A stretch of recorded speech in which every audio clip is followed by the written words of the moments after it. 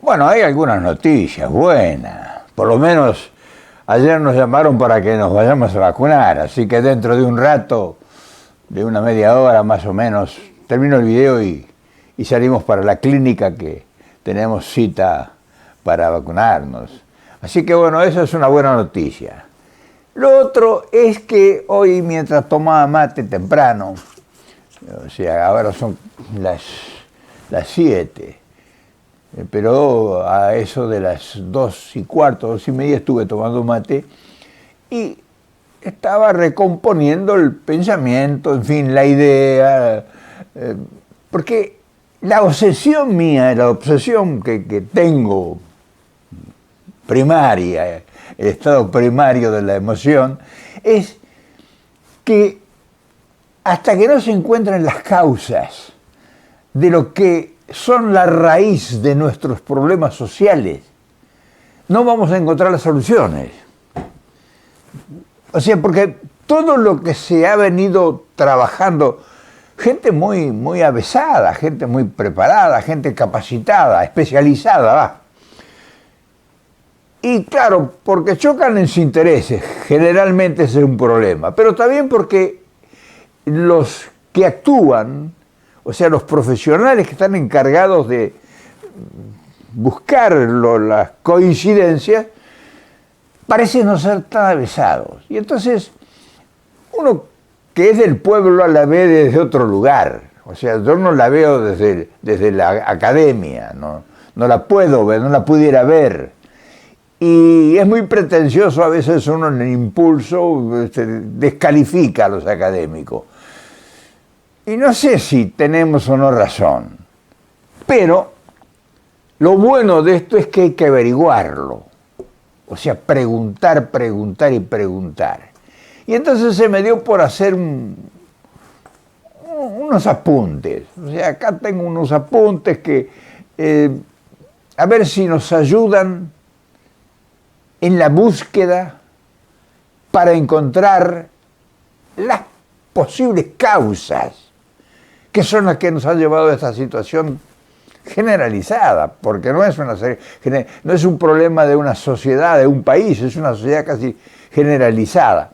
Pero, con el respeto que se me merecen todos los compañeros que nos ven desde todos los países de América, y que casi todos tienen el mismo problema, o sea, no creo que haya en el continente latinoamericano alguien que esté excepto del problema del problema de la pobreza y de todas las causas que todo el mundo conoce.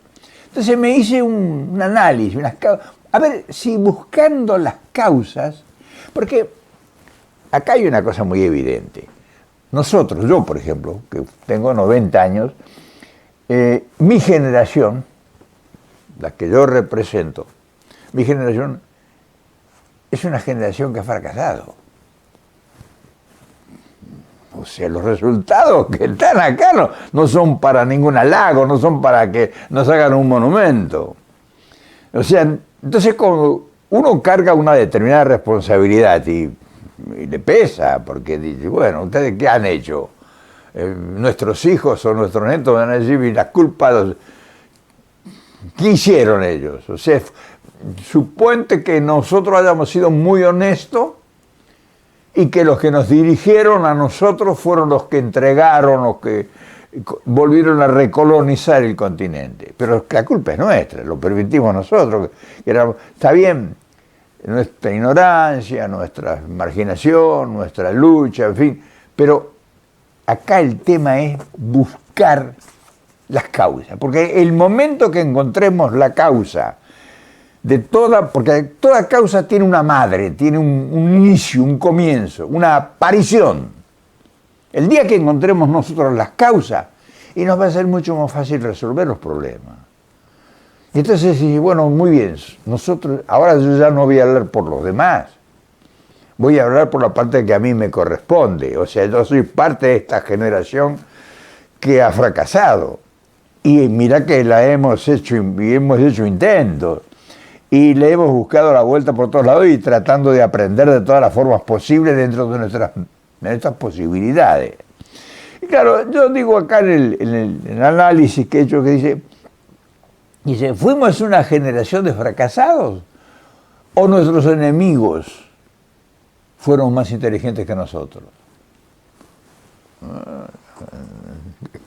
No sabés qué preguntar. Entonces te vas a la base, a la raíz, porque ahí sí no te falla.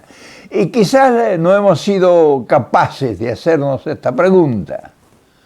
O sea, tal vez por ignorancia, tal vez por cobardía. Y sí, o sea, preguntarse así, ¿por qué somos culpables? Jodido confesarlo, decir yo soy un bruto, fui un fatuo, fui un incapaz, no lo voy a decir.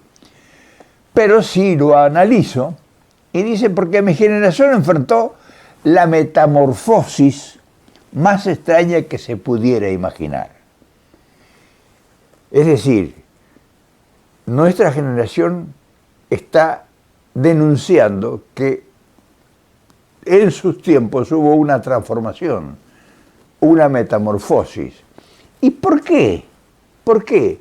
Y porque nosotros, ¿qué fuimos o qué fuimos? Y unos fuimos hijos de peones, de gente pobre, de marginados sociales, cuando se estaba conformando el país, nos tiraron con lo que se les sobraba.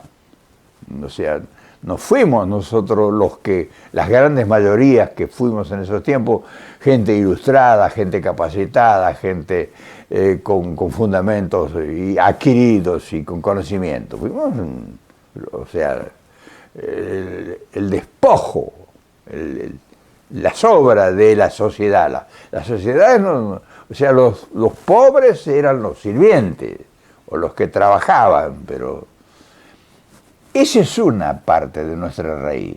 La otra es hijos de inmigrantes, la gran mayoría. La gran mayoría de los argentinos y uruguayos y brasileños y mexicanos y todo son hijos directos o en segunda generación de inmigrantes. México es más puro. México y Perú es mucho más puro, y Bolivia. Quizá México, Perú, Bolivia y Ecuador son los países y Paraguay son los 5 países con mayor pureza de raza. Pero los demás, somos todos hijos de inmigrantes, o nietos, nieto. Yo soy nieto de inmigrante. ¿De dónde provenía esa gente? Y venían de Europa, hambrientos, habían pasado todas las penurias habidas y por haber, guerras intestinas, esas guerras eternas que arrancan en Grecia y en Persia, que quería invadir Grecia y venir al continente. O sea, 100 años, 200, 300 años de guerra. Y después de esas guerras, 300 años de colonia, porque nosotros fuimos invadidos en el continente. Y los que vinieron tenían otra mentalidad que la nuestra. No les interesaba defender las sociedades porque ellos estaban provisorios. O sea, nadie de los primeros colonizadores vinieron a asentar sus reales en nuestras tierras. Vinieron de provisorio, como la mayor parte del aventurero. El aventurero no va a un lugar a quedarse, el aventurero va a ver qué agarre para volver a disfrutar con los de él. Por eso los famosos españoles que llegaban, que se llamaban los indianos, pues eran los que habían renunciado a la corona, a ser españoles, y se habían quedado en el continente, porque se habían enriquecido. Entonces, esos fueron los indianos. Ustedes deben conocerlo. Entonces, de ahí es nuestra raíz. De ahí nosotros procedemos. Es decir, de la pobreza extrema, pues el marginado un resentido. Un marginado es un resentido social. Por más noble que sea y por más buena gente que sea, y el tipo en algún momento siente bronca, siente desprecio por el que lo humilla, porque lo maltrata, o sea, yo recuerdo cuando una vez un patrón lo retó, lo regañó a mi padre, lo humilló por una tontería. Y mi padre agachó la cabeza y era el trabajo, era la comida de su familia. Agachó a un hombre que no tenía sangre de pato, pero la necesidad lo hizo agachar la cabeza. Entonces nosotros somos hijos de pobres, de marginados, de tipos que nos engañaron. Mis abuelos, mi abuelo, por ejemplo, mi abuelo paterno, tenía 5 hijos. Y entonces, en las votaciones, como le llamaban en aquellos tiempos, vino el alcalde, el candidato, por decirlo ahora en frases modernas, y le dijo, estaba en un rincón de un campo, de una extensión enorme de campo que era de un millonario, un terrateniente, y le dijo, si vos y tus hijos votan por el fulano o por el candidato, me das la libreta ahora enseguida, ¿eh? Andaban a caballos en aquellos tiempos con unas maletas acá colgadas que ponían todas las boletas, las libretas, la identidad. Si vos y tus hijos votan por fulano, yo les voy a regalar toda esta esquina del campo, 10 cuadras acá. Les dio, mi abuelo ordenaron a sus hijos y le dio las boletas, vieron las identidades, las pusieron en la maleta. Ganó el candidato. Cuando ganó el candidato, a la semana vino con la ley y los echó a la calle. Tiraron todas sus cosas, sus pertenencias, todo a la calle real, y los desalojaron del campo. Entonces esa gente, ¿te imaginan? Por más nobleza, generaba un odio terrible. Bueno, de eso somos hijos nosotros. Y del inmigrante que llegó, no sabía no sabía ni hablar, porque ni se comunicaba, con un resentimiento, un dolor que venía. Imagínate que mi abuelo materno escapó de Italia como polizón a los 15 años y un hermano de él a los 17. Imagínense cómo llegaba esa gente. Bueno, de esa gente somos nosotros hijos y nietos. Y claro, los que llegaron como sea y a ver cómo se arreglaban, y los nuestros nativos cómo estaban, como te explico. Esa es la raíz nuestra. De ahí salimos nosotros. Ahora, transitá 100 años con eso. Y todos los intereses que genera la riqueza de tu territorio. O sea, lo que se expone, tierras de conquista. Todavía sigue siendo tierra de conquista nuestros países. Todavía piensan piensan del aventurero, patio trasero. O sea, eso lo ves publicado en todos los principales medios de comunicación masiva actualmente. Entonces, de ahí partimos nosotros. Ahora, ¿cómo hacemos nosotros para que nuestros derechos sean respetados? Nuestras leyes. Nosotros podemos producir leyes. Todavía estamos viendo que nuestros congresos tienen todavía la utopía o tienen todavía la petulancia de imponer leyes. Pero anda a aplicarlas. En la Argentina hace 3, 4 años se sacó una ley porque las empresas de medios de comunicación masiva que son concesionadas por el gobierno. Anda a quitarle la concesión al diario Clarín, por ejemplo, al diario La Nación, que nunca pagaron impuestos. Adeudan al Estado miles de millones de dólares y han conseguido todas las concesiones a cambio de propaganda, de sostener un contrato de un candidato, sustentarlo, promoverlo, o ellos mismos eligen su candidato. Ellos ponen su presidente. Hubo ahí todavía vive un gerente, un general, un dueño de un medio de comunicación que dijo, pero entonces usted pudiera ser candidato a presidente, pudiera ser presidente. Y dijo, no, eso es un cargo menor, a mí no me interesa. O sea, él con el dedazo pone el que se le da la gana. Ahora bien, estamos hablando de ese poder construido con ese origen. Nosotros somos responsables de todo esto. Nosotros, o sea, la gran mayoría, los que hoy estamos buscando las causas, estos, mi generación, entonces, ahí tenés los resultados. ¿Qué ejemplo le estamos dejando a nuestros hijos? Fíjate cómo ya están en el gobierno. Los que fueron, los que serían nuestros hijos, no son estos, ¿no? Por supuesto. Pero estos serían nuestros hijos, los que están en el gobierno ahora. Y los que van a llegar en la próxima generación, en los próximos 10 años, serían nuestros nietos.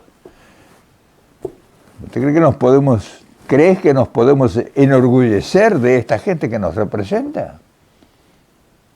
Pudiéramos nosotros decir que estoy orgulloso, mira mi hijo, qué obra maestra, qué extraordinaria obra. O mi nieto, mira qué proyectos tienen, mis nietos, los nietos de fulano, los nietos nuestros, mira qué proyecto extraordinario en defensa de los intereses de la tierra, de la patria, de la bandera, del escudo, del himno, de la Constitución.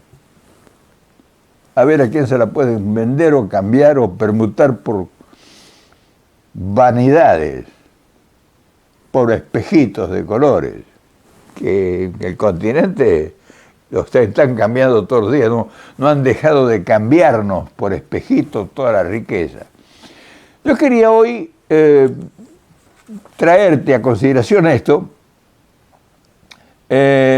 porque la única, según yo he buscado acá en el acopio de ideas, viendo el pasado, bueno, ¿por qué fracasamos nosotros? O sea, estoy hablando de nuestros fracasos. Y fueron luchas, lo nuestro fue luchas. Fueron luchas para sobrevivir, fueron luchas para conseguir trabajo, fueron luchas para peregrinar de un lado a otro sin tener posibilidades de hacer un peso. Era la única posibilidad que había en nuestros hogares cuando yo era niño, cuando era adolescente, era sobrevivir, era tener trabajo, si había. Entonces por eso digo yo acá, en el análisis, porque este análisis me permite a mí con más calma, no estoy frente a la cámara, digo, bueno, yo no recuerdo que en las casas nuestras, de la gente que se movía alrededor nuestro en el campo o en los pueblos, no hablemos de las ciudades, nunca había alegría. Nunca había alegría, siempre había tristeza, ceños fruncidos, caras cetrinas con miradas de resentimiento, a veces un resentimiento contra un hijo, contra un ser querido, maltrato a los animales, porque en algún lugar sacaban sus broncas. Y detrás de toda esa gente ahora yo los veo, los recuerdo, los veo bañados en sudor, agotados. Llegaba la tarde, la noche, se caían como una bolsa de papas sobre la cama. Un camastro, ni siquiera no había ni luz eléctrica, no había ni agua corriente, ni soñé, no había gas, había que salir a juntar cardos en el campo, o acaso alguna leña. O sea, había que salir a la mañana con heladas negras allá al patio a buscar agua en una bomba y prender el fuego y la chimenea y calentar el agua. Qué alegría podía haber en esas casas. Y de ahí salir a romperse el alma a trabajar. Entonces esa gente somos nosotros. lleno de sentimientos adversos, de frustraciones. Entonces, muy pocos fuimos los que nos dimos cuenta, los que con nuestro empuje y nuestra, quién sabe, los genes, a lo mejor serán la reacción de los genes, tuvimos la inquietud de buscar justicia. ¿Por qué? Porque se produjo en ese tiempo un milagro. En el siglo pasado, en la mitad del siglo pasado, 1945, 1950, hubo una iluminación en mi país, en la Argentina. Y lo que está sucediendo ahora en México, en este momento, pasó hace 70 años, 70 años en mi país. Y hubo una alborada, un gran cambio. La llegada de Perón significó que todos nosotros, o sea, nuestros padres, nuestros abuelos, tuvieran la dignidad que están teniendo hoy los ancianos y los niños y los jóvenes y ese gran revuelo que hay hoy en México, que es admirable. Eso lo tuvimos nosotros en 1945 a 50, 55. Y después, cuando ese pueblo, con ese vigor y esa fuerza, encontró la huella, el camino, y se produjeron milagros. Crecimiento extraordinario, poblaciones, puertos, aviones. Nosotros fuimos los primeros que tuvimos aviones de reacción en el continente. 1949, 1950. Los primeros aviones de reacción que hubo en el continente, todo el continente, incluso antes que Estados Unidos, fue en la Argentina, un avión que se llamó Pulqui II. Entonces, los principales técnicos que huyeron, los principales científicos que huyeron de Europa, la primera estación que cumplieron, la primera etapa que hicieron en su vida fue Argentina, porque salieron con visa desde el Vaticano y llegaron a Argentina, no llegaron acá a Estados Unidos, de Argentina se vinieron acá. Entonces nosotros que hemos sido los que hemos fracasado, porque hemos llegado a estos tiempos y vemos que nuestros países están, hoy son colonias, nuevamente colonias. Tenemos que hacer un recabo, análisis, como en el caso ese, ver qué es lo que sucedió de negativo y qué es lo que sucedió de positivo, y cómo, cuando fue positivo, cómo se transformó de la noche a la mañana, porque cuando hubo corriente positiva, empezó el país a producir, a generar riqueza, y a manejarla nosotros, la riqueza. O sea, ahí fue el gran fenómeno, cuando nosotros manejábamos el comercio exterior, cuando nosotros manejamos la industria, cuando nosotros instalamos las hidroeléctricas, cuando trasladamos las fábricas, cuando nos convertimos en una potencia. Porque no se fugaba el dinero, no había negociados, se reinvertía, había empresarios en esos tiempos. El advenimiento de Perón creó un mundo de empresarios que ganaban porque nosotros vendíamos alimento al mundo, nos debían las Naciones Unidas, Inglaterra, Francia y Estados Unidos nos debían miles de millones de dólares, 1.500 millones de dólares nos adeudaban a nosotros. Fíjate si supimos hacer las cosas bien. O sea, tuvimos un renacer, tuvimos un florecimiento, pero duró bien poco. Cuando nos vieron que estábamos despegando, que nos íbamos a convertir ya en potencia, muy simple. Compraron a 5 o 10, esos 10 se repartieron, y una mañana de invierno cerrado, de niebla cerrada, 16 de junio de 1955,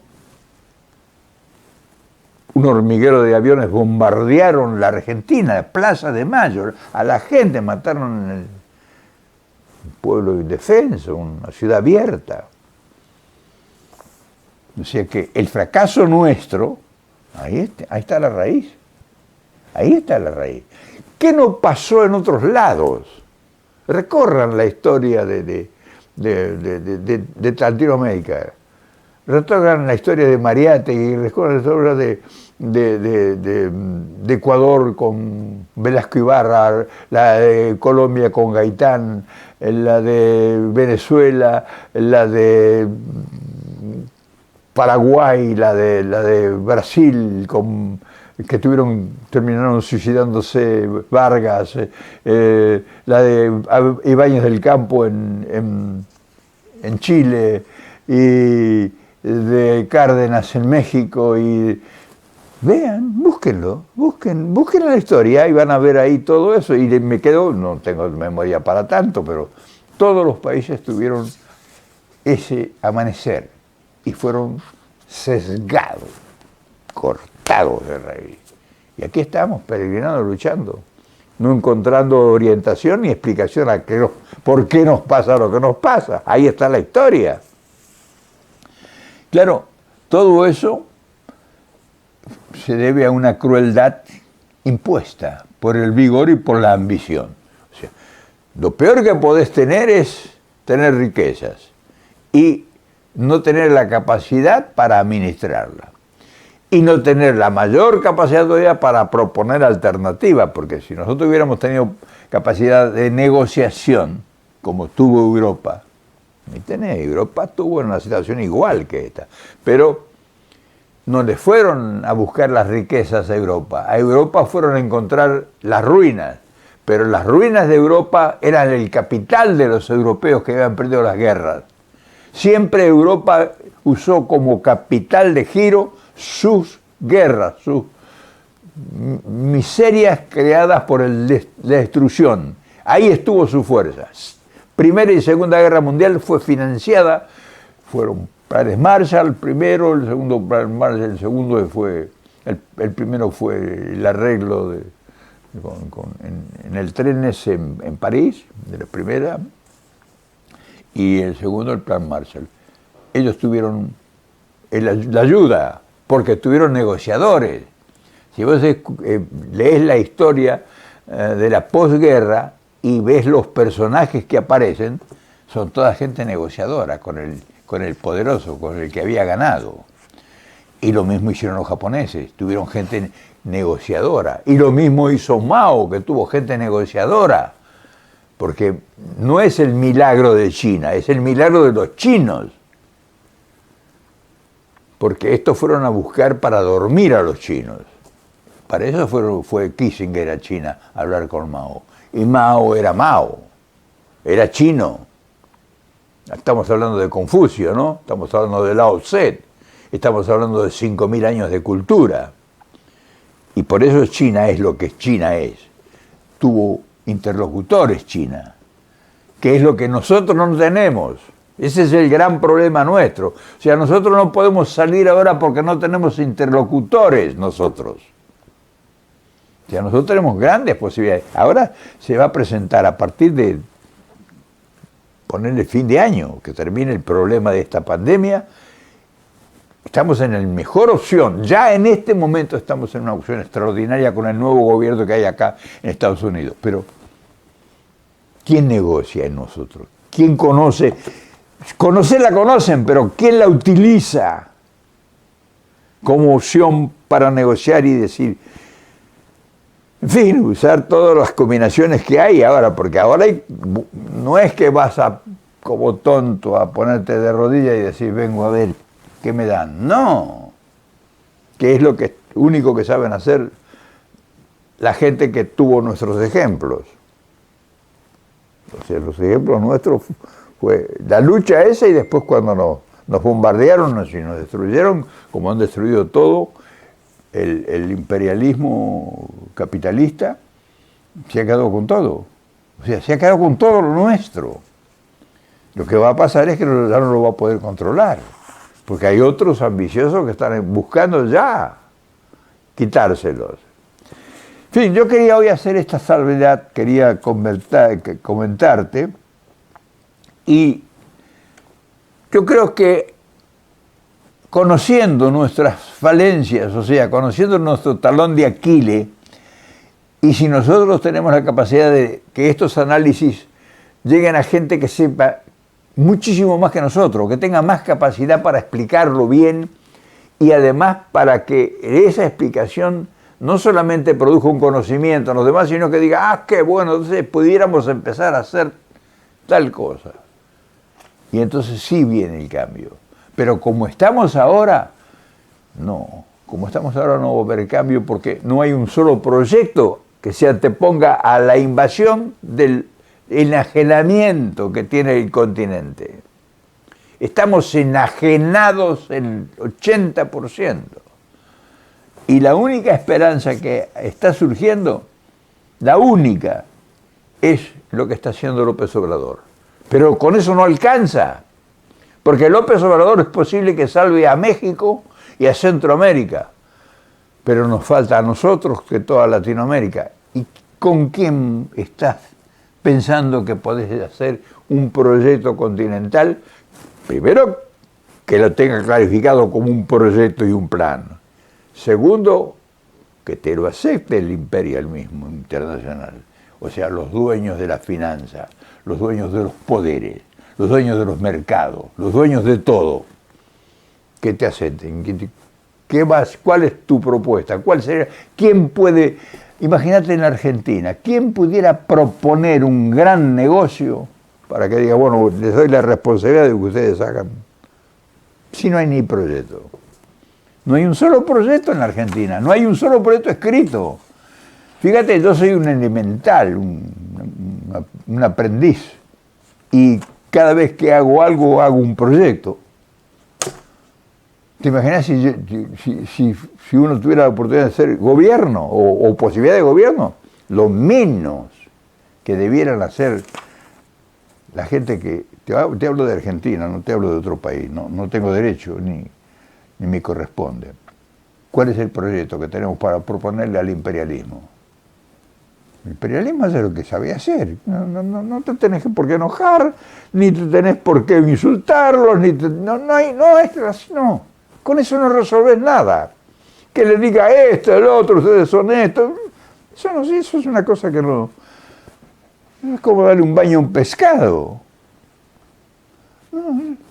Al imperialismo, al poder financiero mundial, le interesan los negocios. Ese es su Dios. Entonces, proponerle negocios. Y si le propones negocios, te puedo asegurar que sí, te abren las puertas y digas, a ver, siéntese. Vamos a ver, ¿cómo no? Pero si no le propones negocios, y te van a seguir dando y dando y dando, y te van a tener cada vez más hundido. Y cada vez te van a sacar más. Porque lo único que buscan no es ayudarte, lo que buscan es prestarte. No buscan ayudarte. Es mentira eso. Lo que buscan es prestarte plata a cambio de concesiones. Por eso se han concesionado todo Latinoamérica. Por eso son dueños, Estados Unidos es dueño del 80% de los países. Ellos no quieren otra cosa, que le des concesiones. Y te dan plata, te dan papel pintado.